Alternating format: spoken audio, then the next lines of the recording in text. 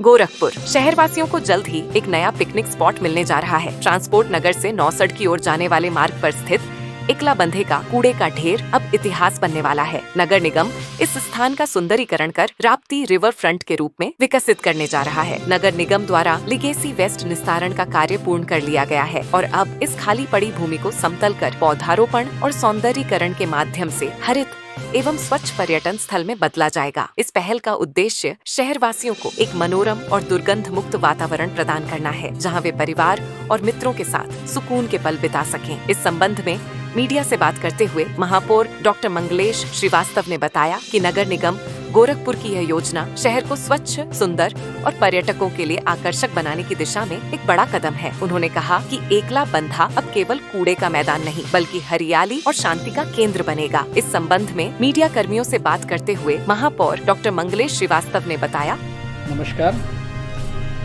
जब हम लोगों ने जो है महापौर के तौर पर नगर निगम में चार्ज लिया था, उस समय पदभार ग्रहण करते समय ही महाराज जी ने 2 प्राथमिकताएं हमको विशेष तौर पर गिनाई थी, जो शहर के लिए बहुत आवश्यक थी।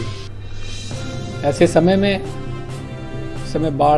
बरसात शुरू होने वाली थी और बाढ़ का दंश शहरवासियों को न झेलना पड़े, ऐसी हम लोगों को कार्य योजना मिली पहली। और उस क्रम में हम लोगों ने समय समय पर नालों की ठीक से सफाई करा के और उस चीज़ से निजात पाई।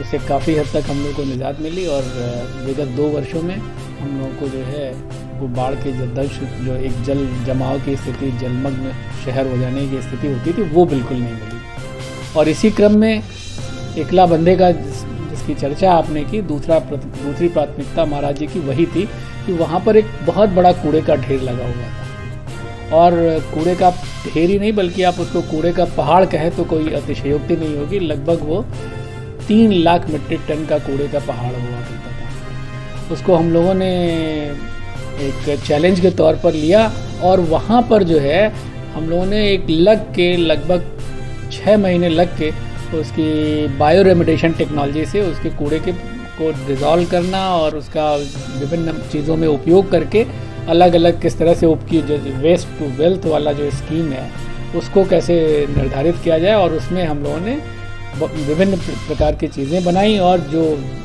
रेस्ट ऑफ द थिंग्स था, जो एक वेट डिस्पोजल आइटम जिसको कहते हैं आप, उसका कंपोस्ट बना के उसको अलग से जो है नगर निगम ने मतलब सेल आउट किया और बेच के उसके भी कुछ नगर निगम को भी आय हुई।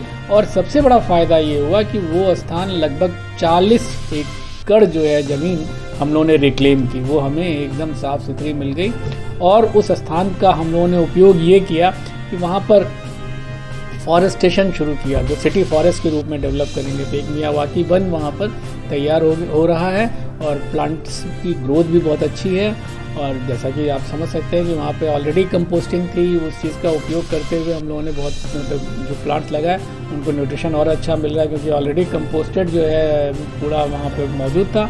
तो उस क्रम में काफ़ी अच्छा ग्रोथ हो रहा है और मैं समझता हूँ कि जो शहरवासियों को बहुत ही जल्द जो है एक वहाँ पर नया पिकनिक स्पॉट एक सिटी फॉरेस्ट के रूप में मिलने वाला है। एक नदी का किनारा और साथ में जो है एक सिटी फॉरेस्ट। तो ऐसे में ये महाराज जी की प्रेरणा हम लोगों के लिए बहुत काम आई और उन्होंने पथ प्रदर्शन किया, उस रास्ते पे चल के हम लोगों ने एक अच्छी उपलब्धि पाई है।